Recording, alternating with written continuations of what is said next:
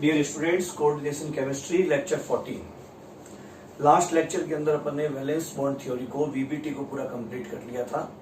VBT की कुछ drawbacks देखी थी। वीबीटी का जो पहला ड्रॉबैक था, पहली कमी थी कि एक तो वीबीटी के अंदर जगह जगह में एडजस्टमेंट एजम्पशंस बिठाने पड़ते थे। हम परफेक्टली नहीं कह पाते थे किसी मैथमेटिकल या लॉजिकल बेसिस के बेस पर कि कौन सा लिगेंड स्ट्रांग होगा, कब लिगेंड वीक होगा, कब इतना ज्यादा अट्रैक्शन होगा कि इतनी एनर्जी रिलीज होगी कि इलेक्ट्रॉन की पेयरिंग हो जाएगी और कब वो पेयरिंग नहीं होगी। दूसरा, इसमें नेचर ऑफ कलर को नहीं बताया गया कि कौन सा कलर, ठीक है कलर्ड होता है, कलरलेस होता है तो मालूम चल जाता था, लेकिन कलर की नेचर क्या होगी, what will be the nature of colour, ये मालूम नहीं चलता था। सीएफटी ने आगे उसको एक्सप्लेन कर दिया। इसके अंदर रिलेटिव स्टेबिलिटी मालूम नहीं चल पाती थी कि भी कौन सा कॉम्प्लेक्स ज्यादा स्टेबल होगा। परफेक्ट कोई मैथमेटिकल लॉजिकल रीजन हमारे पास नहीं था जिससे कि हम ये बता पाए कि ये जो लिगेंड है, ये जो कॉम्प्लेक्स है, ये मोर स्टेबल होगा, ये कॉम्प्लेक्स लेस स्टेबल होगा। कोई मैथमेटिकल डाटा हमारे पास नहीं था जिसके बेस पर हम ऐसा कुछ बोल पाए। आगे जाके सीएफटी में ये डाटा हमारे पास आया, जिसके बेस पर एक मैथमेटिकल फिगर हमने डिसाइड किया, एक्सप्रेस किया, जिसके बेस पर हम स्टेबिलिटी ऑफ कॉम्प्लेक्स बताने लगे। तो इस तरह से काफी सारी कमियां थी वीबीटी के अंदर। उन कमियों को दूर करने के लिए सीएफटी दिया गया, क्रिस्टल फील्ड थ्योरी। तो आइए हम स्टार्ट करते हैं next theory, crystal field theory.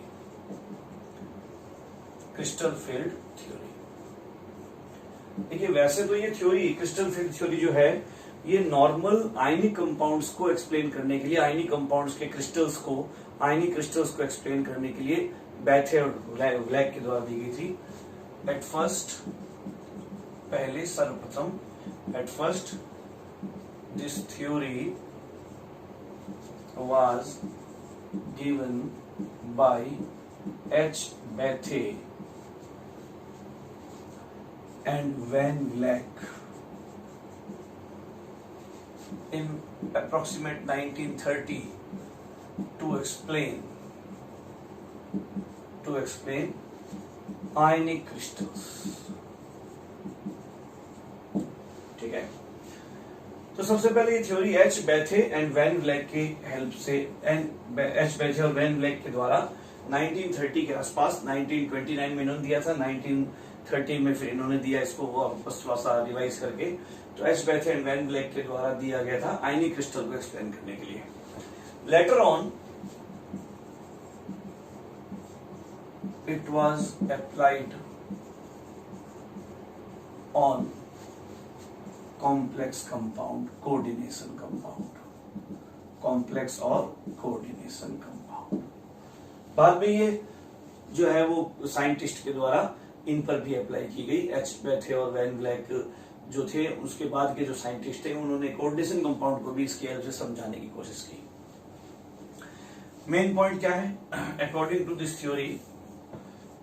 Main points, मुख्य बिंदु क्या है? पहला पॉइंट है, according to this theory the nature of bond between central metal and ligand is electrostatic, is ionic bond. जो सबसे बड़ा इंपॉर्टेंट पहला पॉइंट, जो बहुत इंपॉर्टेंट पॉइंट है, according to this theory the nature of bond between central metal and ligand is ionic, very very important, is ionic, in which central metal behave as point positive charge,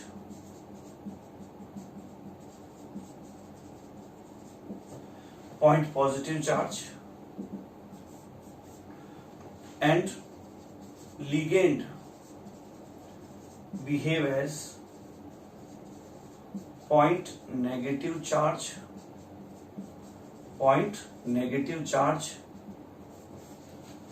or if anionic, ठीक है ना, यदि anionic है, negatively charge है, anionic है, if anionic, और अ dipole whose negative pole is directed towards central metal. Towards central metal. A dipole whose negative pole is directed towards central metal if neutral or if ligand is neutral और cationic, ना। अगर neutral है, जैसे मान लीजिए water है, तो इस तरह से जो है वो डेल्टा नेगेटिव और डेल्टा पॉजिटिव की तरह बिहेव करेगा, और जो डेल्टा नेगेटिव साइड है वो मेटल की तरफ रहेगा। इसी तरह से कोई कैटाइनिक लिगेंड भी है, जैसे लाइक NH2 NH3 प्लस, तो ये प्लस है और ये डेल्टा नेगेटिव पोल हो जाएगा इसका, और इस तरफ से वो सेंट्रल मेटल की तरफ डायरेक्टेड रहेगा। तो उस समय फिर ये डाइपोल की तरह बिहेव करेगा, नेगेटिव पॉजिटिव, डाइपोल की तरह बिहेव करेगा, है ना, नेगेटिव पॉजिटिव, और उसका जो नेगेटिव साइड है वो ज्यादा रहेगा किसकी तरफ, मेटल की तरफ। तो इस तरह से बहुत इंपॉर्टेंट पॉइंट हिंदी मीडियम में लिख ले कि सबसे बड़ी इंपॉर्टेंट बात कि क्रिस्टल फील्ड थ्योरी के अकॉर्डिंग सेंट्रल मेटल और लिगेंड के बीच भी आयनिक बॉन्ड ही होता है। वीबीटी मानती थी कोऑर्डिनेट बॉन्ड होता था, वर्नर थ्योरी तो डिसाइड नहीं कर पाई थी कौन सा बॉन्ड होता है। वीबीटी कहती है कि कोऑर्डिनेट बॉन्ड होता है, उप सहसंयोजक बंध होता है, लेकिन क्रिस्टल फील्ड थ्योरी कहती है कि नहीं, ये भी आयनिक बॉन्ड होता है, ये भी आयनिक बॉन्ड होता है। हालांकि ज्यादातर फेमस क्या है, आज भी हम क्या मानेंगे, आज भी हम जो आगे की जो मॉडर्न थ्योरीज हम बाद में लिगेंड फील्ड थ्योरी और मॉलिक्यूलर ऑर्बिटल थ्योरी दी गई, उसमें फिर वापस कोऑर्डिनेट बॉन्ड ही माना गया। इसलिए इन जनरल अगर आपसे पूछा जाए कि कोई थ्योरी के अकॉर्डिंग नहीं पूछा जाए कि बताइए इस थ्योरी के अकॉर्डिंग या इस थ्योरी के अकॉर्डिंग या इस थ्योरी के अकॉर्डिंग क्या है, थ्योरी का कोई मेंशन नहीं किया हुआ हो, केवल ये बोले कि इन जनरली आपको ये पूछा जाए कि what will be the nature, what is the nature of bond between central metal and ligand in any complex, in any coordination sphere, तो आप बोलोगे कोऑर्डिनेशन, कोऑर्डिनेट बॉन्ड, उप सहसंयोजक बंध, ठीक है ना। लेकिन according to crystal field theory, the nature of bond between central metal and ligand is ionic, ये बात ध्यान रखना।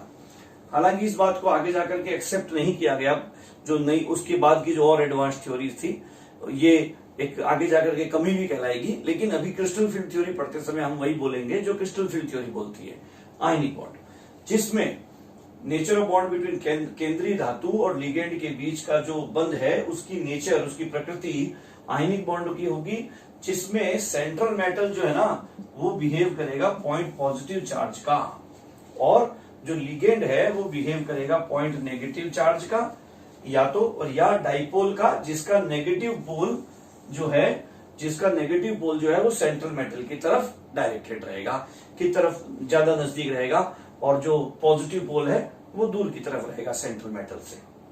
तो इस तरह से जो है वो क्रिस्टल फील्ड थ्योरी के अकॉर्डिंग जब कोऑर्डिनेशन स्फीयर बनता है तो ये पॉइंट पॉजिटिव चार्ज रूपी मेटल है, और या तो नेगेटिव चार्ज रूपी लिगेंड इसके पास आते हैं, और या जो है वो नेगेटिवली चार्ज रूपी लिगेंड नहीं आकर के डाइपोल रूपी लिगेंड अपने नेगेटिव साइड से उस सेंटर, ये लिगेंड हो गए, चाहे ये वाला है, चाहे ये वाला है, चाहे ये वाला है, ये लोग लिगेंड हो गए, और ये सेंट्रल मेटल हो गया। तो इस तरह से आयनिक बॉन्ड ही बनता है। तो कई व्यक्तियों ने इस पर ऐतराज उठाया कि भाई साहब, जब ये भी आयनिक बॉन्ड है और जो कोऑर्डिनेशन स्फीयर और आयनाइजेशन स्फीयर के बीच बनता है ये भी आयनिक बॉन्ड है, CuNH3 या मान लीजिए कोई भी K4FeCN6 है ना, तो उन्होंने कहा कि ये वाला भी आयनिक बॉन्ड है इस स्फीयर और स्फीयर के बीच में, और ये भी आयनिक बॉन्ड है, तो वाटर मीडियम में ये तो डिसॉल्व हो जाता है, वाटर मीडियम में ये तो अलग हो जाता है, 4K प्लस FeCN6 -4 है ना, 4 माइनस। वीबीटी ने तो इसको एक्सप्लेन कर दिया था कि भाई ये कोऑर्डिनेट बॉन्ड है इसलिए ये डिसॉल्व नहीं होगा। ये कोऑर्डिनेट बॉन्ड भी क्या है, special type of covalent bond. उप सहसंयोजक बंध क्या है, विशेष प्रकार का सहसंयोजक बंध। तो कोऑर्डिनेट बॉन्ड होने की वजह से ये टूटता नहीं है वाटर मीडियम में, और ये पूरी की पूरी इंटाइटी एक सिंगल इंटाइटी के रूप में, ये पूरी की पूरी संरचना एक सिंगल संरचना के रूप में एक्वस मीडियम में एग्जिस्ट करेगी, और ये आयनिक बॉन्ड है इसलिए टूट जाएगा, ऐसा वीबीटी ने समझाया था। तो फिर अगर ये भी आयनिक बॉन्ड है तो कुछ लोगों ने, साइंटिस्ट ने ऐतराज उठाया सीएफटी के इस पॉइंट पर कि भाई साहब ये भी आयनिक बॉन्ड है और ये भी आयनिक बॉन्ड है, इसके और इसके बीच भी आयनिक बॉन्ड है, और या इसके अंदर भी इसके और इसके बीच में भी आयनिक बॉन्ड है, तो फिर ये वाटर मीडियम में टूटता क्यों नहीं है? अगर ये भी आयनिक बॉन्ड है तो जैसे ये टूटा है वैसे ये भी आगे टूट जाना चाहिए, Fe+2 प्लस 6Cn- में डिसोसिएट हो जाना चाहिए ये भी, बट ऐसा तो होता नहीं है, ये बहुत ही नेग्लिजिबल अमाउंट में टूटता है, ना के बराबर हम मानते हैं टूटता ही नहीं है और एग्जिस्ट करता है। तो अगर आयनिक बॉन्ड है तो टूट जाना चाहिए। तो सीएफटी का सपोर्ट करने वाले साइंटिस्ट ने बोला कि क्यों भाई साहब, ये कोई जरूरी है कि सारे आयनिक बॉन्ड टूटते ही हैं? सारे आयनिक बॉन्ड, इस आयनिक बॉन्ड में पोलराइजेशन बहुत ज्यादा हो जाता होगा, जिसकी वजह से बहुत ज्यादा कोवलेंट कैरेक्टर आ जाते होंगे। आयनिक बॉन्ड में भी तो कोवलेंट कैरेक्टर आते हैं, तो जरूरी थोड़ी है कि सारे के सारे आयनिक बॉन्ड वाटर में टूटेंगे ही। ये कौन सा रूल है? एजीसीएल में आयनिक बॉन्ड है, नहीं टूटता। बहुत सारे ऐसे आयनिक कंपाउंड है जो वाटर सॉल्युबल नहीं है, बहुत सारे ऐसे आयनिक कंपाउंड है जो आयनिक कंपाउंड है, आयनिक बॉन्ड है, लेकिन वाटर सॉल्युबल नहीं है। तो ये कोई रूल नहीं हुआ कि जो आयनिक बॉन्ड है वो वाटर में डिसॉल्व होगा ही होगा। ठीक है, वीबीटी ऐसा मानता है, हम ऐसा नहीं मानते कि every ionic bond is soluble in water. Many ionic bonds are soluble, many ionic bond break down in aqueous medium, many doesn't, many do not, नहीं डिसोसिएट होते। तो इस तरह से उन्होंने कहा कि ये कोई बात नहीं है, ये वाला आयनिक बॉन्ड नहीं टूटता, ये वाला आयनिक बॉन्ड डिसोसिएट हो जाता है। तो जो कोऑर्डिनेशन स्फीयर के अंदर जो सेंट्रल मेटल और लिगेंड के बीच का जो आयनिक बॉन्ड है, सीएफटी कहती है, वो तो वाटर में टूटेगा नहीं, और जो कोऑर्डिनेशन स्फीयर और आयनाइजेशन स्फीयर के बीच का जो आयनिक बॉन्ड है वो डिसोसिएट हो जाएगा। तो ये बात बोली, बहुत सबसे इंपॉर्टेंट बात है। ठीक है, उसके बाद में सेकंड पॉइंट बोला इन्होंने,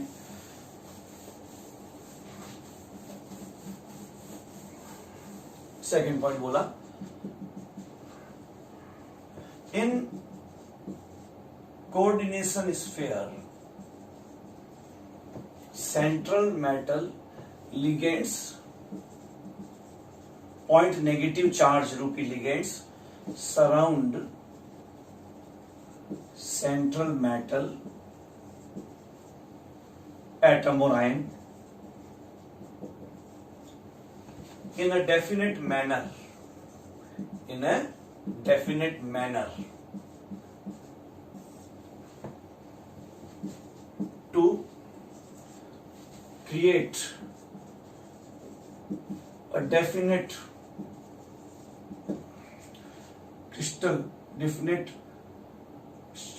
field, definite crystal field of crystal electrostatic field, definite crystal electrostatic field है ना, crystal field of electrostatic around metal, वो जो सेंट्रल मेटल ना, to create a definite crystal field. और वो जो कौन से शेप का, डेफिनेट शेप है ना, डेफिनेट शेप के पॉइंट ऑफ व्यू बोला गया है, डेफिनेट शेप। तो ये चली बोली कि भाई जो कोऑर्डिनेशन स्फीयर होता है ना, उसके अंदर केंद्रीय धातु की चारों तरफ जो लिगेंड्स होते हैं वो एक निश्चित ज्यामिति के अंदर जाकर के उसकी तरफ अट्रैक्टेड होते हैं, रिजल्टेंटली अट्रैक्ट होते हैं। पॉइंट पॉजिटिव चार्ज है सेंट्रल मेटल और पॉइंट नेगेटिव चार्ज है वो लिगेंड्स, और अट्रैक्ट होकर के एक डेफिनेट क्रिस्टल फील्ड बना देते हैं, एक इलेक्ट्रोस्टैटिक फील्ड के रूप में एक डेफिनेट क्रिस्टल फील्ड बना देते हैं। और वो जो क्रिस्टल फील्ड है which will be as follows, surrounded to create which are as follows, जो निम्न प्रकार के हो सकते हैं। भाई अगर कोऑर्डिनेशन नंबर क्या है, तो जो shape of crystal field of ligands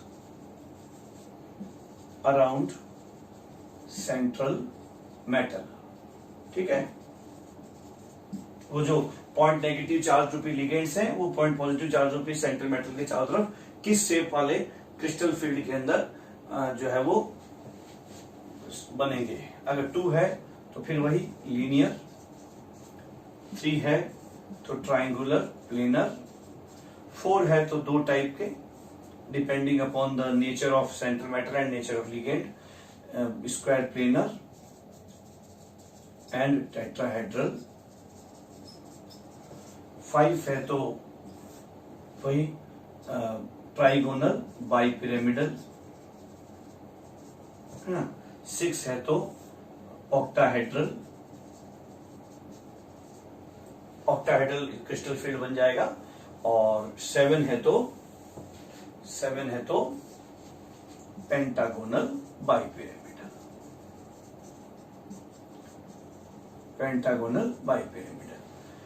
अब लोगों ने पूछा कि सर 4 होगा तो ये होगा यही होगा, कैसे पता चलेगा? तो उन्होंने बोला ये हम मैग्नेटिक मोमेंट देख के अंदाजा लगा लेंगे, मैग्नेटिक मोमेंट के हिसाब से हम डिसाइड कर लेंगे। वो आगे हम एग्जांपल लेते हुए देखेंगे कि स्क्वायर प्लेनर है या टेट्राहेड्रल है।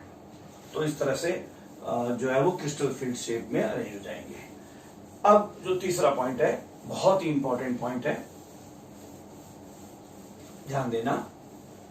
Third point of the crystal field theory, बहुत इंपॉर्टेंट पॉइंट, सारा खेल इसी का है। when ligands approach towards central metal during formation of crystal field, जब वो क्रिस्टल फील्ड कोऑर्डिनेशन स्फीयर और क्रिस्टल फील्ड स्फीयर और coordination sphere, then there is net attraction between ligand and central metal, है ना। हिंदी मीडियम वाले साथ साथ लेते चले कि जब लिगेंड केंद्रीय धातु की तरफ अग्रसित होते हुए क्रिस्टल फील्ड बनाने के लिए, क्रिस्टल फील्ड या कोऑर्डिनेशन स्फीयर बनाने के लिए अग्रसित होते हैं, तो उस समय लिगेंड और सेंट्रल मेटल के बीच, लिगेंड और केंद्रीय धातु के बीच परिणामी आकर्षण होता है, net attraction between central ligand and central metal. But the electron cloud of central metal feels repulsion from electron cloud of ligands। ये देखो, लेकिन जो सेंट्रल मेटल का जो इलेक्ट्रॉन क्लाउड है, सेंट्रल मेटल का जो, परंतु केंद्रीय धातु के इलेक्ट्रॉन अभ्र को लिगेंड के इलेक्ट्रॉन अभ्र से प्रतिकर्षण महसूस होता है, नेट अट्रैक्शन है। वरना तो आता ही कैसे, अगर रिपल्सन होता तो फिर तो आता ही क्यों लिगेंड सेंट्रल मेटल के पास?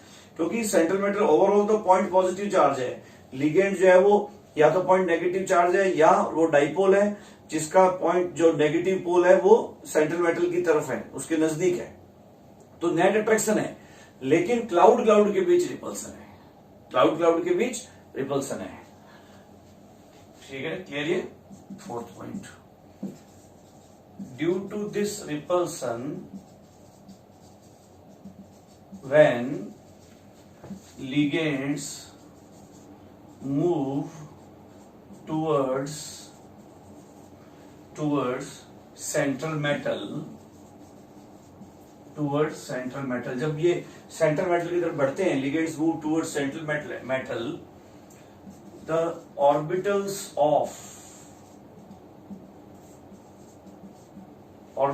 of central metal feel repulsion and increases their energy with respect to their isolated state। वो सेंट्रल मेटल जब जिसके पास जब लिगेंड नहीं थे, जब लिगेंड उससे इनफाइनाइट दूर थे, उस समय उस सेंट्रल मेटल के क्लाउड ऑर्बिटल्स की जो एनर्जी होती है उसकी तुलना में जब वो लिगेंड उसकी तरफ पॉइंट नेगेटिव चार्ज रूपी लिगेंड क्रिस्टल फील्ड बनाने के लिए उसकी तरफ अट्रैक्ट होकर के नेट अट्रैक्शन रख करके उसकी तरफ बढ़ रहे होते हैं, तो इन दोनों के बीच, इसके क्लाउड और इसके क्लाउड के बीच, सेंट्रल मेटल क्लाउड और लिगेंड के क्लाउड के बीच रिपल्सन होता है, और उस रिपल्सन की वजह से जो सेंट्रल मेटल का जो ऑर्बिटल्स हैं, सेंट्रल मेटल के जो ऑर्बिटल्स हैं उनकी एनर्जी बढ़ती है। उनकी एनर्जी, केवल सेंट्रल मेटल के ऑर्बिटल्स की एनर्जी पर कंसंट्रेट करें, बाकी ओवरऑल अट्रैक्शन है, रिपल्सन से ज्यादा अट्रैक्शन है, सिस्टम पूरे की एनर्जी कम हो रही है, लेकिन जो सेंट्रल मेटल है उसके जो ऑर्बिटल्स हैं उनकी एनर्जी बढ़ रही है अपनी ही आइसोलेटेड गैसियस स्टेट की तुलना में, अपनी ही विलगित गैसीय अवस्था की तुलना में। तो ड्यू टू दिस रिपल्सन, इस प्रतिकर्षण के कारण जब लिगेंड केंद्रीय धातु की तरफ अग्रसित होते हैं तो केंद्रीय धातु के कक्षक प्रतिकर्षण महसूस करते हैं तथा वे अपनी ऊर्जा को अपनी ही विलगित गैसीय अवस्था की तुलना में बढ़ा लेते हैं। नोट्स आपको पूरे हिंदी मीडियम में कंप्लीट मिलेंगे, थोड़ा बहुत रफली आप नोट करते चलें, और क्लासरूम रजिस्टर लेकर के आप हमेशा बैठते होंगे, उसके अंदर हमेशा नोट करते चले। नोट्स आपको पूरे कंप्लीट मिलेंगे, उससे पूरा कंप्लीट फेयर नोट्स उतार लेंगे, है ना, अच्छी तरह से। और साथ साथ अगर फेयर उतार रहे हो तो बहुत ही बढ़िया है। Energy with respect to their isolated state. अब बहुत ही इंपॉर्टेंट पॉइंट आ रहा है, सबसे इंपॉर्टेंट पॉइंट आ रहा है, ध्यान दीजिएगा। The increase in energy of D orbitals of central metal is not same or similar for all 5d orbitals, है ना। जब ये, जैसे मान लीजिए सेंट्रल मेटल का S था तो लिगेंड आ रहे हैं तो S अपनी एनर्जी बढ़ा लेगा, P है तो P भी अपनी एनर्जी बढ़ा लेगा, एक PX है, एक PY है, एक PZ है, तो PX जितनी बढ़ाएगा PY भी उतनी बढ़ाएगा, PZ भी उतनी बढ़ाएगा।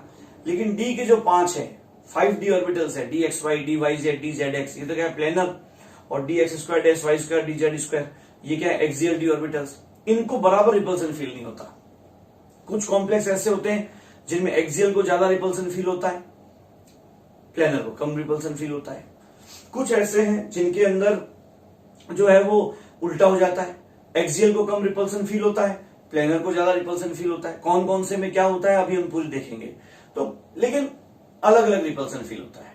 जिसको ज्यादा रिपल्सन फील हुआ उसकी एनर्जी ज्यादा बढ़ जाती है, जिसको कम रिपल्सन फील हुआ उसकी एनर्जी कम बढ़ती है, ठीक है ना। The increase in energy of D orbitals of central metal is not similar for all 5 और D orbital.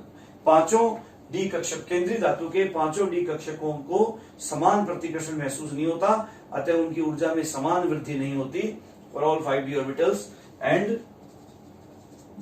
they split into 2 or more groups as per energy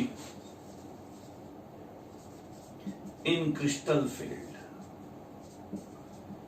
in that complex crystal field, in that crystal field, ठीक है। अगर ध्यान देना, इन that crystal field, अगर मान लीजिए central metal के चारों तरफ सभी लिगेंड सिमेट्रिकली आते, स्फेरिकली सिमेट्रिकली आते, गोलाकार रूप से एकदम सममित रूप से आते, गोलाकार सममित रूप से आते, तब तो सबकी एनर्जी सेम, तब फिर डी ऑर्बिटल्स की भी, पांचों डी ऑर्बिटल्स की एनर्जी सेम ग्रोथ करती, और पांचों समान ऊर्जा वाले थे पहले भी, अभी भी समान ऊर्जा वाले रहते, पांचों के पांचों पहले भी समान ऊर्जा वाले थे, अब अपनी ऊर्जा बढ़ा के भी सेम एनर्जी वाले रहते। लेकिन ऑक्टाहेड्रल कॉम्प्लेक्स है तो ऑक्टाहेड्रल ही आएंगे, 4, 2 एक्सिस के अकॉर्डिंग, 2 वाई के अकॉर्डिंग, 2 जेड के अकॉर्डिंग।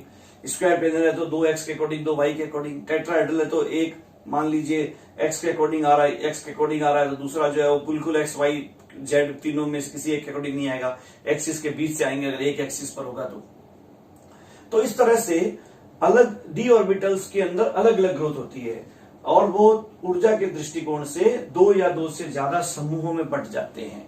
कोई थोड़ी ज्यादा ऊर्जा, थोड़ा और ज्यादा, कई जो है वो और ज्यादा ऊर्जा बढ़ाते हैं, कुछ जो है और ज्यादा ऊर्जा बढ़ा लेंगे।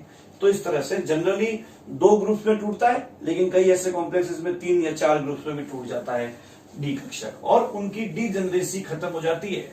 जब पांचों डी जनरेट ऑर्बिटल थे, पांचों सेम ऊर्जा वाले थे, जैसे मान लीजिए ये पांचों जो है वो सेम एनर्जी वाले थे, अब किसी को ज्यादा रिपल्सन फील हुआ तो उसकी एनर्जी जो है वो बढ़ करके ज्यादा हो गई, किसी को कम रिपल्सन फील हुआ तो उसकी कम बढ़ी, है ना। इस तरह से एनर्जी के पॉइंट ऑफ व्यू से दो भागों में टूट जाएंगे, ये आइसोलेटेड गैस स्टेट में, ये कॉम्प्लेक्स स्टेट के अंदर। ये जब लिगेंड आके घेरता है तो ये हालत हो जाती है, और इस तरह से ये ऊर्जा के, तो ये पांचों तो क्या है, डीजेनरेट, हिंदी में बोलते हैं समभ्रंश, समभ्रंश समान ऊर्जा वाले, लेकिन ये डीजेनरेट नहीं है, ये तीन अब डीजेनरेट रह गए, ये अब दो अलग डीजेनरेट हो गए, लेकिन ये पांचों आपस में डीजेनरेट नहीं है, ऊर्जा के दृष्टिकोण से दो भागों में बट गए, इनकी डीजेनरेसी खत्म हो गई, डिस्ट्रॉय हो गई, इनकी समभ्रंशता खत्म हो गई ये पांचों की, और ये ऊर्जा के हिसाब से दो या दो से ज्यादा ग्रुप में स्प्लिट हो जाते हैं, डिवाइड हो जाते हैं, बढ़ जाते हैं। क्लियर ये? तो ध्यान देना that crystal and they split into two और more groups as per energy in that crystal field and there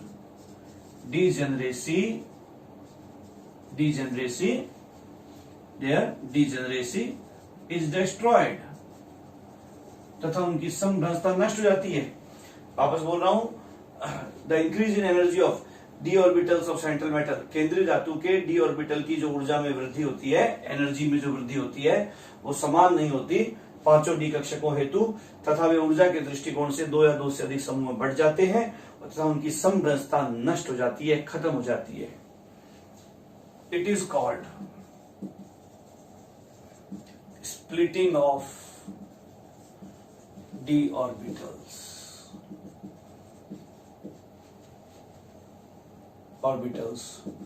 of central metal in complex compound. Splitting of d orbitals of central metal in complex compound. समझ में आई बात ये अच्छी तरह से?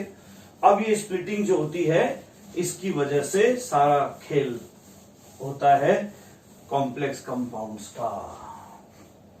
ये splitting कौन कौन से कॉम्प्लेक्सेस में किस किस तरीके से होती है और उसको कौन कौन से फैक्टर इफेक्ट करते हैं और उसकी वजह से कॉन्फ़िगरेशन क्या हो जाता है और कॉन्फ़िगरेशन चेंज होने से किस तरह से जो है वो coloured nature, magnetic properties, stability etcetera, उन बातों से कैसे डिसाइड होती है ये बताना चालू किया क्रिस्टल फील्ड वालों ने।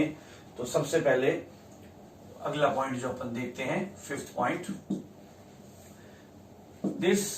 अच्छा हमारे कोर्स में सबकी स्प्लिटिंग नहीं है, लीनियर की, ट्रायंगुलर प्लेनर की, कॉम्प्लेक्स की नहीं, हमारे कोर्स में दो ही स्प्लिटिंग है।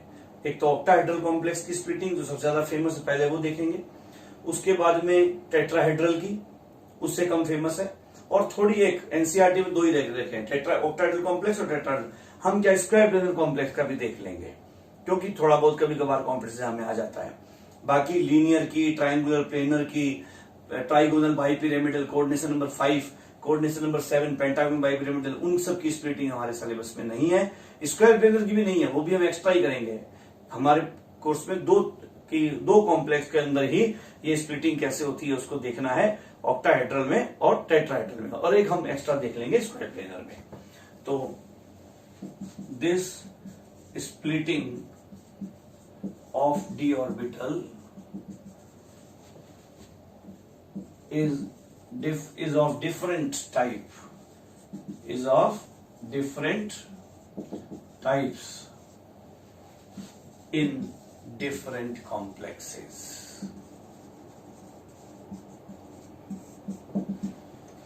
Different types in different complexes. A, splitting of d orbitals in octahedral complexes, है ना, और साथ साथ में जो टर्म्स आएंगी उनको भी देखते चलेंगे। Splitting of D orbitals in octahedral complexes, ध्यान से समझिएगा बात को, इसको मैं यहां लिख देता हूं। स्प्लिटिंग को हिंदी में बोलते हैं विपाटन, स्प्लिटिंग डी कक्षकों का विपाटन ऑक्टाहेड्रल कॉम्प्लेक्स में अष्टफलकीय संकुलों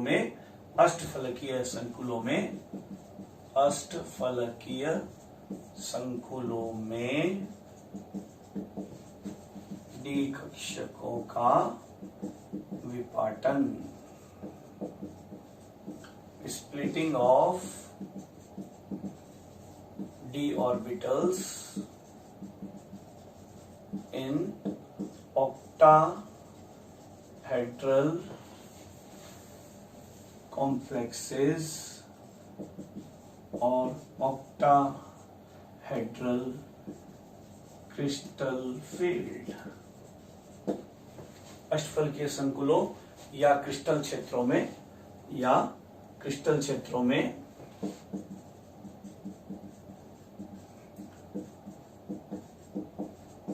डी कक्षकों का विपाटन। ठीक है, ध्यान दीजिएगा।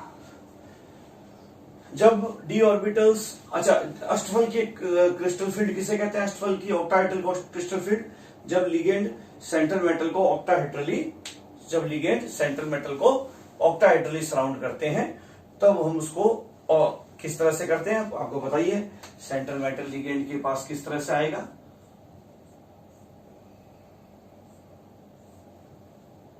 ऐसे।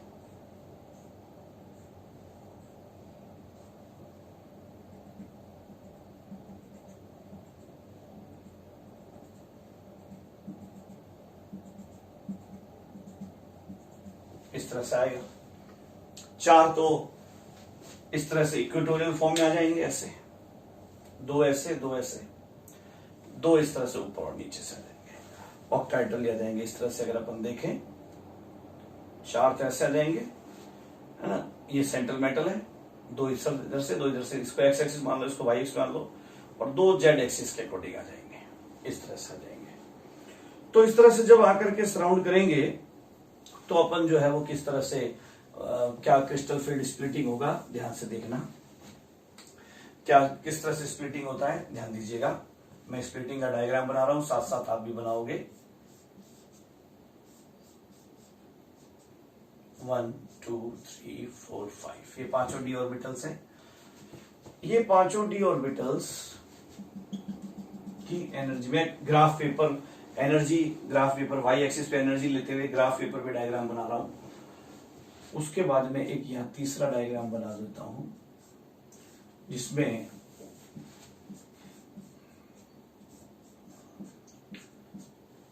और दो को ऊपर ले लेता हूं।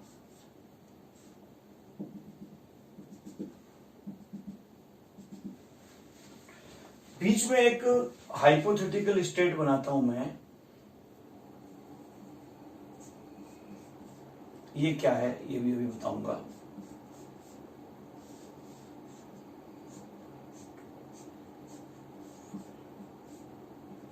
ठीक है, ये वो स्टेट है जब मेटल, उस सेंट्रल मेटल, चाहे वो एटम है चाहे वो आयन है, जब उसके पास कोई लिगेंड नहीं था, दूर दूर तक कोई लिगेंड नहीं था, कोई अट्रैक्शन, कोई रिपल्सन, कुछ नहीं था, isolated d orbitals of isolated central metal atom और आयन। ठीक है, आइसोलेटेड सेंट्रल मेटल एटम और आयन, ये डी ऑर्बिटल्स उसके हैं, पांचों सेम एनर्जी वाले। ये है D orbitals of central metal in octahedral crystal field। ठीक है ना, जब उसके चारों तरफ 6 लिगेंड्स ऑक्टाहेड्रली उसको सराउंड करते हैं, 2 एक्स एक्सिस के अकॉर्डिंग, 2 वाई एक्सिस के अकॉर्डिंग, 2 जेड एक्सिस के अकॉर्डिंग, तो स्प्लिटिंग होकर के ये याद हो जाती है। ये जो प्लेनर डी ऑर्बिटल्स हैं, d x y, d y z, d z x, इनको कम रिपल्सन फील होता है, इसलिए ये कम एनर्जी ग्रोथ करते हैं। और जो एक्सियल डी ऑर्बिटल्स होते हैं, जो एक्सियल डी ऑर्बिटल्स हैं, कौन से? D x square dash y square और डी जेड स्क्वायर, इनको ज्यादा रिपल्सन फील होता है, इसलिए ज्यादा एनर्जी वाले हो जाते हैं, है ना। इस डायग्राम से सीधा इस डायग्राम हो, इसकी बीच में भी कंडीशन बताऊंगा। कि ये क्या चीज है। ठीक है ना, 1 2 3 4, इसके बारे में बाद में डिस्कस करेंगे। ये अब 3 कौन से, प्लेनर वाले, क्योंकि देखिए जो प्लेनर डी ऑर्बिटल्स होते हैं ना, उनका जो दोनों डंबल है वो एक्सिस के बीच में है और लिगेंड आ रहे हैं एक्सिस के अकॉर्डिंग। तो जो एक्सियल जो डी ऑर्बिटल्स हैं जिनकी डंबल्स एक्सिस पर ही है, उनको ज्यादा रिपल्सन फील होगा। भाई जैसे देखिए कि ये सेंट्रल मेटल का जो है वो डी, मान लीजिए एक्स एक्सिस है, ये वाई एक्सिस है, तो ये क्या हो जाएगा, ये d x square dash y square है। ठीक है, और ये जो है, ये जो मैं लाइनिंग से बना रहा हूं, ये मान लीजिए डी एक्स वाई है। ठीक है ना, ये मैंने एक्सिस यहां मानी, एक्सिस यहां नहीं मानी मैंने, यू माना एक्सिस, तिरछा माना एक्सिस को थोड़ा, ये एक्स एक्सिस है, ये वाई एक्सिस है, तो ये एक्सिस के बीच की जगह हो गई, ये जो लाइनिंग वाला है ये क्या हो गया, डी एक्स वाई हो गया, है ना। एक एग्जांपल ले रहा हूं एक्स वाई प्लेन में। अब लिगेंड आएंगे 2 ऐसे और 2 ऐसे, तो इनकी जो देखिए ये दोनों डंबल जो है वो लिगेंड के ज्यादा नजदीक है, d x square dash y square की। जो चारों लोब्स हैं, पालियां हैं, 2 डंबल है, ये इसके लिगेंड्स के ज्यादा नजदीक है। जबकि ये जो डी एक्स वाई है, जिसमें एक्सिस तो ये है, एक्सिस तो ये है, इनके अंदर चारों लोब्स जो है, पालियां जो है, दोनों डंबल जो है वो अक्षों के बीच में है, अक्ष तो यहां है, तो लिगेंड से थोड़ा दूर है, ये लिगेंड के नजदीक है। ये वाला देखो बिना लाइनिंग वाले जो डंबल हैं, ये 1 और ये 2, ये लिगेंड्स के ज्यादा नजदीक है, ये लिगेंड्स रहे, है ना। और ये जो लाइनिंग वाले डंबल है, जो समतलीय डी कक्षक है, ये अक्षीय डी कक्षक है, ये एक्सियल है, ये प्लेनर डी ऑर्बिटल्स है ना। इसकी डिस्टेंस इससे थोड़ी ज्यादा है, ये नजदीक है, ये डिस्टेंस थोड़ी दूर है, बराबर साइज के बनाना तो भी इससे थोड़ी दूर है डिस्टेंस, तो इनको कम रिपल्सन फील होता है, लेस रिपल्सन, और इसको ज्यादा, मोर रिपल्सन, है ना। तो ये तो हो जाते हैं। ऐसा कैसे, जेड एक्सिस वाला जो है वो डी जेड स्क्वायर है, उसमें डंबल जेड एक्सिस पर ही, एकदम जेड एक्सिस पर जो लिगेंड आ रहे हैं वो एकदम जेड एक्सिस पर ही आ रहे हैं, तो उससे बहुत ज्यादा रिपल्सन फील होगा, तो ये यहां आ जाएगा। तो ये ऊपर आ जाएंगे। ये जो डबल, ये 2 है एक्सियल वाले, इनको बोलने लगेंगे स्प्लिटिंग के बाद इजी ऑर्बिटल्स। इनको क्या बोलेंगे, इजी ऑर्बिटल्स। ई जो है ना, ये जो एक्सियल है उसके लिए आया है, ये 2 होते हैं एक्सियल, इसलिए इजी, और जी इसलिए बोलते हैं जी फॉर जीरेड, क्योंकि ये सिमेट्रिक रहते हैं। जीरेड क्या होता है, जीरेड कक्षक क्या होते हैं, कभी आगे बताऊंगा, ये ध्यान रखना। जी फॉर जीरेड, ये सिमेट्रिक रहते हैं, इसलिए इजी कक्षक, ये जो अक्षीय डी कक्षक है, एक्सियल डी ऑर्बिटल से, इनको इजी ऑर्बिटल बोले जाते हैं। ये 2 आपस में हमेशा अभी भी डीजनरेट है, संभ्रंश है, लेकिन इनकी तुलना में संभ्रंश नहीं है, डीजनरेट ऑर्बिटल नहीं है। इन तीनों का बोलते हैं T2Z, है ना। 3 है ना, 3 डीजनरेट ऑर्बिटल्स होते हैं, 3 संभ्रंश कक्षक होते हैं जो है, और जो इसके अंदर जो ट्रिपली डीजनरेसी रहती है इसके अंदर, 3 के अंदर, तो इसलिए T for 3 लगाते हैं, ट्रिपली के लिए लगा देते हैं। और इनको जो बोलते हैं, इनके अंदर जो है ये भी जीरेड होते हैं। ऑक्टाहेड्रल कॉम्प्लेक्स के ये जी जीरेड के लिए लग रहा है, जी स्टैंड्स फॉर जीरेड, है ना, चाहे ये वाला जी है चाहे ये वाला जी है। टेट्राहेड्रल में ये जी नहीं लगाया करेंगे हम, T2 और E बोलेंगे खाली। यहां पर एक बार आप याद कर लो, T2Z, और ऊपर वालों को बोलते हैं इजी कक्षक, ठीक है ना। तो इस तरह से इनका नामकरण कर देते हैं। सब इनकी डीजनरेसी खत्म हो गई, ये ऊर्जा के हिसाब से 2 ग्रुप में बट गए, ये कम ऊर्जा वाले रह गए इसकी तुलना में, ये ज्यादा ऊर्जा वाले हो गए। हालांकि इसकी तुलना में इसकी भी ऊर्जा ज्यादा है, इसकी भी ऊर्जा ज्यादा है। तो आप बोलोगे सर चलिए ठीक है, ये भी आपने समझा दिया, सारी बातें बता दी आपने। वापस इस डायग्राम में आ जाइए। इस डायग्राम के अंदर देखिए, आप लोग सिर्फ ये क्या है, ये माय डियर स्टूडेंट्स एक hypothetical state of D orbitals है, जो ना तो आइसोलेटेड स्टेट में होती है, ना ही उस क्रिस्टल फील्ड वाली स्टेट में होती है। हम ये मानते हैं कि अगर ये 6 के 6 लिगेंड इस सेंट्रल मेटल के चारों तरफ, इस सेंट्रल मेटल के चारों तरफ इस तरह से ऑक्टाहेड्रली नहीं आते, बल्कि स्फेरिकली, गोलाकार सममिति में स्फेरिकली सिमेट्रिकली आते, स्फेरिकल सिमेट्री के साथ आते, 6 के 6 एक गोले की सतह, एक सेंट्रल मेटल के चारों तरफ एक काल्पनिक गोला बना लीजिए, उस पे 6 आपस में बराबर दूरी पर रहते हुए अगर ऐसे आते, तो फिर ऐसे 3 में कम ग्रोथ, 2 में ज्यादा ग्रोथ, ऐसे नहीं होता, फिर 6 में बराबर ग्रोथ होती, और इन तीनों में जो ग्रोथ हुई है, इन दोनों में जो ग्रोथ हुई है, उसकी एवरेज ग्रोथ होती। उस एवरेज ग्रोथ को रखने वाली स्टेट काल्पनिक स्टेट है ये, है ना। ये क्या है? D orbitals hypothetical state of d orbitals of central metal with average growth in imaginary spherical crystal field, है ना।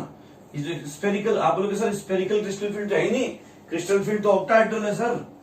ये इमेजनरी है, काल्पनिक रूप से हम ये मान लेते हैं कि ये जो लिगेंड है, अगर इस तरह से ऑक्टाहेड्रली सराउंड नहीं करके, अगर सिमेट्रिकली स्फेरिकली सराउंड करते, पांचों डी ऑर्बिटल्स को बराबर रिपल्सन फील होता, बराबर एनर्जी ग्रोथ होता, इस तरह 3 की कम ग्रोथ और 2 की ज्यादा ग्रोथ नहीं होती, तो इन पांचों की जो एवरेज ग्रोथ होती है, जैसे मान लो यहां वाई ग्रोथ हुई तो इसमें वाई ग्रोथ, इसमें वाई ग्रोथ, तो टोटल मिला के तीनों में कितनी होगी? 3 वाई ग्रोथ। इसमें मान लीजिए एक्स ग्रोथ हुई, ये मान लीजिए चाहे इसको एक्स मान लीजिए, एक्स एक्स एक्स, और इसको वाई मान लीजिए वाई वाई, तो टोटल ग्रोथ कितनी हो गई? 3x plus 2y। अगर इस तरह से 3 में एक्स एक्स एक्स और 2 में वाई वाई ग्रोथ नहीं होकर के सब में एवरेज ग्रोथ होती, तो ईच में कितनी होती? 3x plus 2y upon 5। कितनी होती? 3x की ग्रोथ प्लस इसकी क्या होती? 2y की growth, 3x plus 2y upon 5 वाली ग्रोथ वाली स्टेट ये है। हर एक में अगर 3x plus 2y upon 5 growth हो, जैसे मान लो इसमें 10 10 10 की ग्रोथ हुई तो कितनी होगी? टोटल 30 की ग्रोथ। इसमें मान लो जो ग्रोथ हुई कितनी की हुई है? मान लो ये जो ग्रोथ हुई है ये 10 की हुई है, ठीक है, और ये जो ग्रोथ हुई है ये 30 की हुई है। कितनी हुई है? 30 की हुई है ईच। तो 10 10 10 कितने? 30, और ये कितना हो गया? 30 और 30 60। तो कितनी ग्रोथ हो गई? 30 की, तो यहां भी टोटल 10 इन ईच, तो 10 इंटू 3 30, और 30 इन ईच तो 60, 60 और 30 90। अब 90 की ग्रोथ हुई है टोटल पांचों में मिला के, तो एवरेज ग्रोथ क्या होगी? 90 अपॉन 5 80। तो ये 18 वाला लेवल ये हो जाएगा, 18 ग्रोथ वाला। उस 18 ग्रोथ वाले में ध्यान दीजिएगा बहुत अच्छी तरह से माय डियर स्टूडेंट्स। वो जो 18 ग्रोथ वाली जो एवरेज एनर्जी ग्रोथ वाली जो हाइपोथेटिकल स्टेट है, इसका जो एक एनर्जी लेवल बनता है, इसको बोलते हैं बेरी सेंटर। क्या बोलेंगे? Barycentre. इस बेरी सेंटर से अच्छा, इन दोनों के बीच अगर इसमें 10 10 की ग्रोथ हुई है और इसमें 20 30 की ग्रोथ हुई है, तो इन दोनों के बीच डिफरेंस कितना हो गया? इन दोनों के बीच डिफरेंस कितना हो गया? 20 का, 10 और 30, तो 20 का ग्रोथ होगी, 20 का डिफरेंस हो गया। एक हाइपोथेटिकल डाटा ले रहा हूं मैं।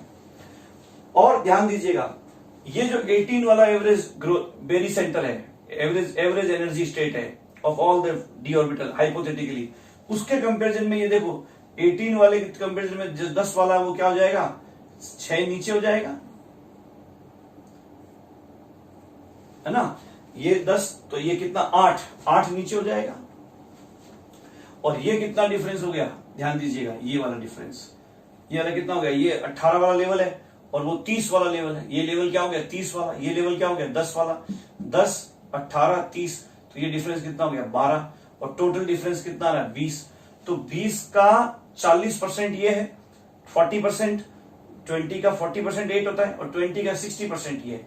तो ये डिफरेंस अगर पूरा डेल्टा ओ बोल दें, पूरा डेल्टा ओ, तो इसका 60% तो ये होगा, 20 का 40% तो ये होगा। तो ये कितना हो जाएगा? 0.4 डेल्टा ओ। ध्यान दीजिएगा, ये डिफरेंस अगर ये पूरा डिफरेंस ध्यान देना माय डियर स्टूडेंट्स, अगर ये पूरा डिफरेंस यहां से लेकर यहां तक का डेल्टा ओ है, तो ये डिफरेंस हो जाएगा 0.4 डेल्टा ओ, या 2/5। एक ही बात है, 2/5 बोलो चाहे 0.4 बोलो, और ये डिफरेंस हो जाएगा 0.6 डेल्टा ओ और 3/5 डेल्टा ओ। ये सब जो मैंने हाइपोथेटिकल डाटा लिए थे इनको हटा देता हूं। ये 18 सब हाइपोथेटिकल डाटा आपको समझाने के लिए थे। तो फिर ध्यान से समझ लो, वापस समझा देता हूं कि अगर ये ग्रोथ x की हुई है और ये ग्रोथ y की हुई है तो इन दोनों के बीच का डिफरेंस तो कहलाएगा डेल्टा ओ। और इस तरह से 3 में x की ग्रोथ ना होकर के, 2 में y की ग्रोथ ना होकर के, पांचों में बराबर ग्रोथ होती तो पर डी ऑर्बिटल कितनी ग्रोथ होती? 3x + 2y/5। वो लेवल यहां है। उस लेवल का जो एनर्जी लेवल बनेगा उसको बेरी सेंटर बोलेंगे। बेरी सेंटर से ये रहेगा नीचे और ये रहेगा ऊपर। और अगर इन दोनों के बीच का डिफरेंस डेल्टा ओ है, ओ फॉर ऑक्टाहेड्रल, डेल्टा माने crystal field splitting energy, splitting के बाद जो एनर्जी डिफरेंस आ जाता है crystal field splitting energy in octahedral complex, वो डेल्टा ओ है। तो बेरी सेंटर से ये 0.4 डेल्टा ओ नीचे होगा। अगर बेरी सेंटर को मैं 0 मानूं, एनर्जी का बेरी सेंटर इसको मैं 0 एनर्जी लेवल मानूं, तो इससे ये 0.4 डेल्टा ओ नीचे होगा और ये 0.6 डेल्टा ओ ऊपर होगा ईच ऑर्बिटल का एनर्जी लेवल। ये डिफरेंस 0.6 होगा, ये डिफरेंस 0.4 होगा। ये मैंने आपको एक एग्जांपल लेके समझाया कि अगर इन तीनों में 10 की ग्रोथ होती है ना और इन दोनों में 30 की ग्रोथ होती तो एवरेज ग्रोथ 10 into 3 30 into 2 60 और 30 90 की होती। 90 की पांचों में होती तो एवरेज ग्रोथ पर ऑर्बिटल कितनी होती? 90/5 यानी 18 की ग्रोथ होती। 90/5 या 18 की ग्रोथ होती। उस 18 वाले को बेरी सेंटर बोलते। तो देखो 10 वाला उससे 8 नीचे होता और 30 वाला लेवल जो 18 से है वो 30 वाला लेवल 12 ऊपर होता। ये जितना ये नीचे कितना होगा? 8 नीचे हुआ और ये 12 ऊपर हुआ। 8 और 12 क्या है? जो डिफरेंस आया इनके बीच आपस में 10 और 30 के बीच, ये डिफरेंस कितना है? ये डिफरेंस कितना है? 20। उस 20 का 40% ये है, उस 20 का 60% ये है। यानी अब ये जो हाइपोथेटिकल डाटा है ये एक बार हटा देता हूं। ये 10 और ये तो मैंने आपको समझाने के लिए लिया था, ये तो ये सब हटा देता हूं। बस ये डिफरेंस अगर डेल्टा ओ है तो ध्यान रखना बेरी सेंटर से T2G वाले जो ऑर्बिटल्स हैं वो 0.4 डेल्टा ओ नीचे होंगे और बेरी सेंटर से ये 0.6 डेल्टा ओ। तो 0.4 डेल्टा और 0.6 डेल्टा ओ पूरे को जोड़ोगे तो कितना हो जाएगा? डेल्टा ओ। 2/5 और 3/5 को जोड़ोगे कितना जाएगा? पूरा डेल्टा ओ। समझ में आई बात अच्छी तरह से? जो डेल्टा है यहां साइड में लिख देता हूं। डेल्टा क्या कहलाएगा? क्रिस्टल फील्ड, लिख लेना आप लोग, स्प्लिटिंग एनर्जी। हिंदी बोलेंगे क्रिस्टल क्षेत्र विपाटन ऊर्जा। क्रिस्टल क्षेत्र विपाटन ऊर्जा।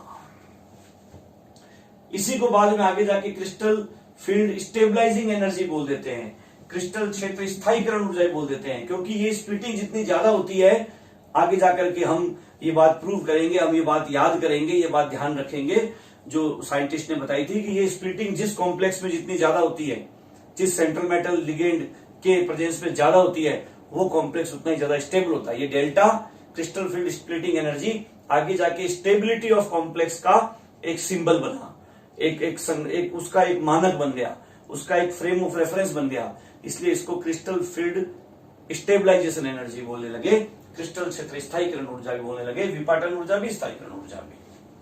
O for octahedral, octahedral complex में है तो O लगा देंगे, टेट्राहेड्रल कॉम्प्लेक्स में है तो T लगा देंगे, स्क्वायर प्लेनर कॉम्प्लेक्स में है तो SP लगा देंगे। क्लियर है? O for octahedral, O for octahedral, T for tetrahedral, आगे टेट्राहेड्रल में T बोल देंगे, डेल्टा T और स्क्वायर प्लेनर में डेल्टा SP बोल देंगे। तो यहां हम crystal field splitting energy of octahedral complex समझ में आ गई बात? अष्टफलकीय संकुलों की तो डेल्टा ओ का मीनिंग आपने लिख लिया। अब इस तरह से ये डायग्राम रूप से दिखाओ तो आप यूं बोल सकते हो कि जब ये कब कौन सी कंडीशन है, यहां में आप नीचे बना लेना, मैं यहां ऊपर बनाता हूं। कि जब अकेला सेंट्रल मेटल था M+N, उस समय ये हालत थी। ठीक है, जब M+N के चारों तरफ सभी लिगेंड 3, 4, 5, 6 इस तरह से स्फेरिकली सिमेट्री के साथ आए तो ये कंडीशन हो जाएगी। और जब वास्तव में M+N के पास 6 के 6 लिगेंड इस तरह से ऑक्टाहेड्रली आए तो ये कंडीशन हो जाएगी। ऑक्टाहेड्रली आए इस तरह से तो ये कंडीशन हो जाएगी। तो ये स्प्लिटिंग की कंडीशन हो जाएगी, इस पे ये कंडीशन हो जाएगी। और जब कोई लिगेंड नहीं है तो आइसोलेटेड गैसियस स्टेट में ये हो जाएगा, आइसोलेटेड सेंट्रल मेटल। समझ में आ गया बात अच्छी तरह से? तो डायग्रामेटिक रूप से भी समझा दिया। ये आप स्प्लिटिंग पूरा अच्छी तरह से नोट कर लोगे। इनको T2G बोला, ट्रिपली डिजनरेटेड है, ये 3 है इसलिए। और इनको एक्सियल वालों को E बोला। G इसलिए बोला क्योंकि ये जीरेड है, G फॉर जीरेड, मतलब सिमेट्रिक होते हैं। जो ऑक्टाहेड्रल कॉम्प्लेक्स होते हैं ना, ऑक्टाहेड्रल कॉम्प्लेक्स के अंदर जो स्प्लिटिंग के बाद जो 5 डी ऑर्बिटल्स रहते हैं, चाहे वो एक्सियल वाले हैं E वाले, चाहे वो प्लेनर वाले हैं T2 वाले, चाहे वो प्लेनर वाले हैं, ये प्लेनर हो गए, प्लेनर समतलीय डी कक्षक, और ये एक्सियल वाले हो गए। ये सारे के सारे सिमेट्रिक रहते हैं, जीरेड रहते हैं, इसलिए इनके आगे जीरेड लगा देते हैं, जी लगा देते हैं। इसको ईजी बोल देते हैं, इनको T2G बोल देते हैं। समझ में आई बात अच्छी तरह से? और इनके बीच का जो डिफरेंस है ये क्रिस्टल फील्ड स्टेबलाइजर एनर्जी कहलाता है। ये होता है splitting of D orbitals in octahedral complex. Splitting of D orbitals in octahedral complex. अब देखिए क्या होता है, ये स्प्लिटिंग ऑफ डी ऑर्बिटल्स हो गया। अगला हम इस ऑक्टाहेड्रल कॉम्प्लेक्स का कॉन्फ़िगरेशन भी पढ़ लेते हैं। नेक्स्ट इसी में आगे पॉइंट डालोगे, इलेक्ट्रॉनिक कॉन्फ़िगरेशन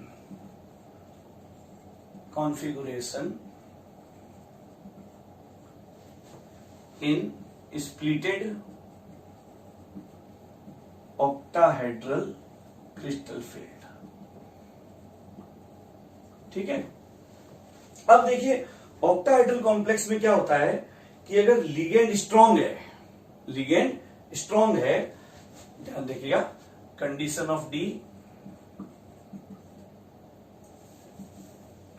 ऑफ डी यहां लिख देता हूं, कंडीशन ऑफ डी, यहां सीरियल नंबर लिख दूंगा। इफ लिगेंड इज स्ट्रांग, अब लिगेंड इतना स्ट्रांग है, कितना स्ट्रांग है कि डेल्टा ओ की वैल्यू पेयरिंग एनर्जी से ज्यादा है, delta o is greater than pairing energy. ठीक है, और यहां पर लिख देता हूं, इसको थोड़ा आगे ले लेता हूं, if ligand is strong delta o is greater than pairing energy, and if ligand is weak. अब कब लिगेंड वीक होगा, कब स्ट्रांग होगा, वो आगे बताऊंगा। उसकी बाकायदा डेफिनेशन दे दी, वीबीटी में तो तुक्का मारते थे, कहा कि जब डेल्टा ओ का मान पेयरिंग एनर्जी से ज्यादा होगा तो स्ट्रांग होगा लिगेंड, और डेल्टा ओ का मान पेयरिंग एनर्जी से कम है तो वीक होगा। अभी पेयरिंग एनर्जी बताऊंगा क्या होता है। पेयरिंग एनर्जी किसी एक ही ऑर्बिटल में, जैसे मान लीजिए ये जब यहां पर एक इलेक्ट्रॉन आ गए हैं, अब यहीं पर चौथा इलेक्ट्रॉन अगर पेयरिंग स्टेट में जाए, यहां पर इस तरह से यहां पेयरिंग स्टेट में जाए तो इलेक्ट्रॉन के बीच रिपल्सन है, तो रिपल्सन को ओवरकम करने के लिए, प्रतिकर्षण को प्रतिसंतुलित करने के लिए, रिपल्सन को ओवरकम करने के लिए हमें एनर्जी देनी पड़ेगी। उस एनर्जी को हम बोलेंगे पेयरिंग एनर्जी, और पी हुंड के नियम से निकालते हैं, हुंड रूल से निकालते हैं हुंड का पेयरिंग एनर्जी।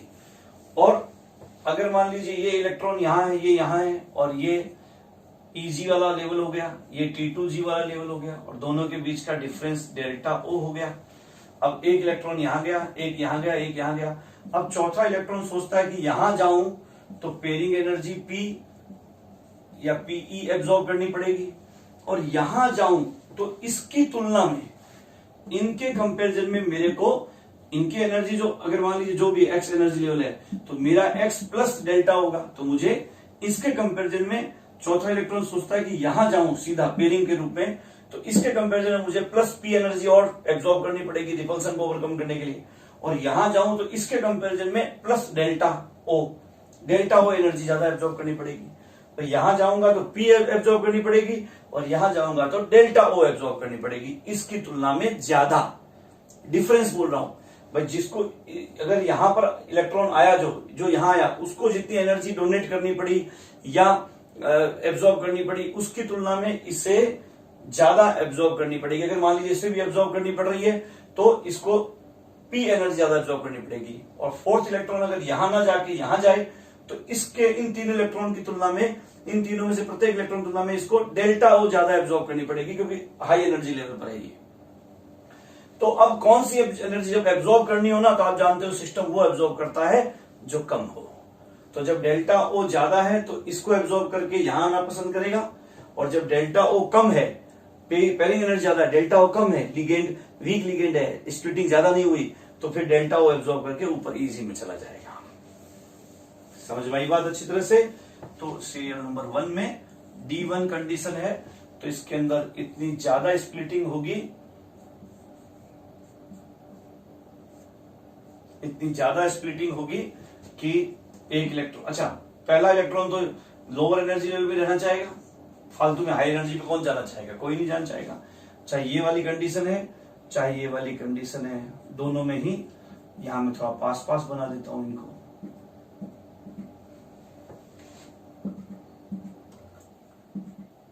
यहां जो डेल्टा है ना वो इतना ज्यादा है कि ग्रेटर देन पेयरिंग एनर्जी है, और यहां डेल्टा इतना कम है कि वो लेस देन पेयरिंग एनर्जी है। ठीक है, यहां डेल्टा ज्यादा है, लिगेंड स्ट्रांग होने पर वो ग्रेटर देन पेयरिंग एनर्जी है, और यहां डेल्टा कम है, डेल्टा कम है, पास पास में एकदम।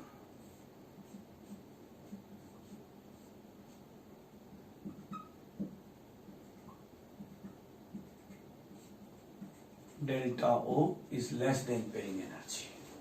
पेयरिंग एनर्जी को पी बोल दो चाहे पीई बोल दो, यहां ज्यादा है, यहां पर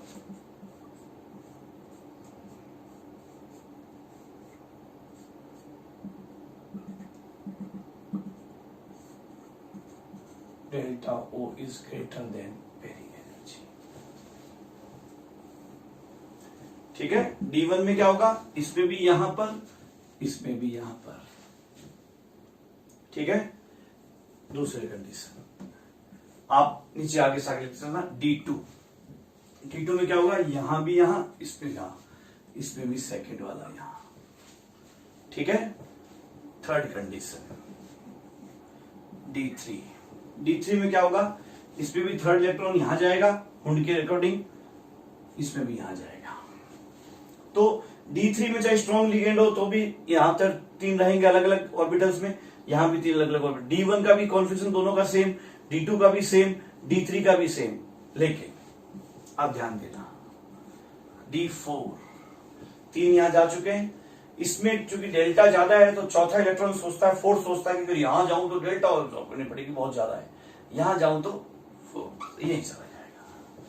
D4 में स्ट्रॉन्ग लिगेंड की प्रेजेंस में चौथा इलेक्ट्रॉन T2G ऑर्बिटल में पेयरिंग स्टेट में जाएगा, इजी में नहीं जाएगा, जबकि यहां पर फोर्थ इलेक्ट्रॉन यहां चला जाएगा, कि वो सोचता है कि डेल्टा वो कम है, पेयरिंग एनर्जी ज्यादा है, डेल्टा भी ऑब्जॉर्ब कर लेता हूं।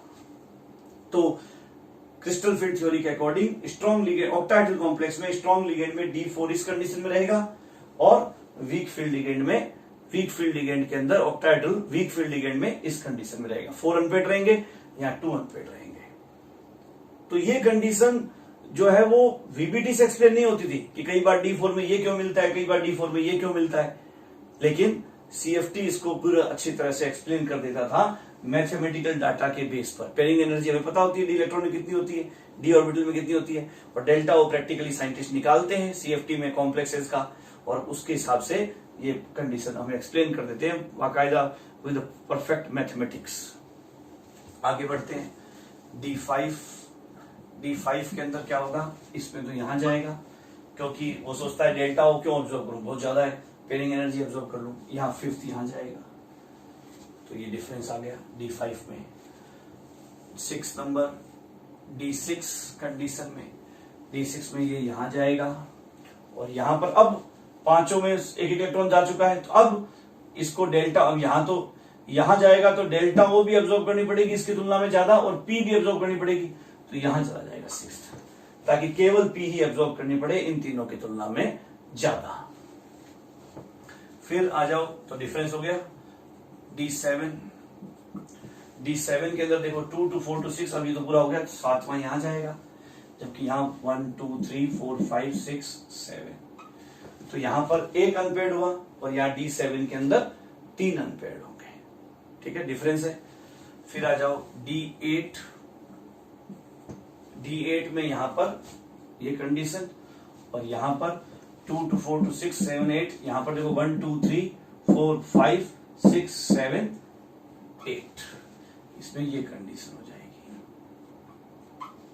अब दोनों सेम हो गए, यहां भी देखो 2 अनपेयर्ड, यहां भी 2 अनपेयर्ड, दोनों सेम कंडीशन में आ गए, चाहे स्ट्रॉन्ग है तो भी और वीक है तो भी। 9 यहां पर, इसमें भी यहां पर सेम कंडीशन हो जाएगी, 1 अनपेयर्ड 1 अनपेयर्ड, और D10 में यहां पर भी ये, इस तरह कौन कौन से स्टार नोट डाल लेना, star note similar configuration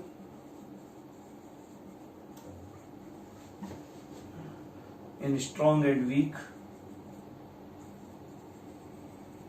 in presence of strong, similar configuration कौन कौन से होंगे, D1 D2 D3 D8 D9 D10, और dissimilar configuration in strong and weak, कौन कौन से होंगे, D4 D5 D6 D7, इनमें डिफरेंस आएगा और इनमें सिमिलर होगा। ये होता है ऑक्टाहेड्रल कॉम्प्लेक्स के अंदर स्प्लिटिंग और स्ट्रॉन्ग लिगेंड और वीक लिगेंड का इफेक्ट। अब स्ट्रॉन्ग कौन होते हैं, वीक कौन होते हैं, इसकी मैं आपको स्पेक्ट्रोकेमिकल सीरीज अलग से बनवाऊंगा। स्ट्रॉन्ग और वीक की डेफिनेशन क्या है कि जब डेल्टा की वैल्यू पेयरिंग एनर्जी से ज्यादा हो किसी कॉम्प्लेक्स के लिए, तो वो लिगेंड जिस लिगेंड की प्रेजेंस में डेल्टा ओ की वैल्यू पेयरिंग एनर्जी से ज्यादा, पेयरिंग एनर्जी तो फिक्स है डी ऑर्बिटल की, डेल्टा ओ की वैल्यू लिगेंड्स के बेस पर चेंज होती रहती है ना, तो जिस लिगेंड की प्रेजेंस में डेल्टा ओ पेयरिंग एनर्जी से ज्यादा हो जाए वो स्ट्रॉन्ग लिगेंड होगा, और जिसमें वीक लिगेंड, जिसमें डेल्टा ओ, जिस लिगेंड की प्रेजेंस में डेल्टा ओ पेयरिंग एनर्जी से कम होगा वो वीक लिगेंड होगा। तो क्रिस्टल फील्ड थ्योरी की ये भी एक खास बात है कि क्रिस्टल फील्ड थ्योरी ने स्ट्रॉन्ग लिगेंड और वीक लिगेंड को मैथमेटिक्स के बेस पर, एक गणितीय बात के आधार पर, मैथमेटिकल डाटा के बेस पर बिल्कुल क्लियरली एग्जैक्टली डिफाइन कर दिया। पीपीटी तो कहती थी कि अंदाजा लगा लो स्ट्रॉन्ग होगा वीक होगा, अंदाजा लगाओ, है ना, रिजल्ट को देख करके अंदाजा लगा लो, मैग्नेटिक मोमेंट को देख के अंदाजा लगा लो, अनपेड इलेक्ट्रॉन की संख्या जो प्रैक्टिकली हमें फील हो रही है उसके बेस पर अंदाजा लगा लो। ये कहता था नहीं, अंदाजा कुछ नहीं है, मैं विद रीजन अपन बता सकते हैं, डेल्टा और पी के बेस पर हम बता सकते हैं कि कब स्ट्रॉन्ग लिगेंड कहलाएगा, कब वीक लिगेंड कहलाएगा। तो ये होता है क्रिस्टल फील्ड थ्योरी में ऑक्टाहेड्रल कॉम्प्लेक्स की सारी बातचीत। अब इसी तरह से टेट्राहेड्रल में स्प्लिटिंग कैसे होती है, स्क्वायर मेथड में स्प्लिटिंग कैसे होती है, और क्या क्या बातें बताई गई, वो सब आगे कंटिन्यू करेंगे नेक्स्ट लेक्चर में। थैंक यू बच्चों।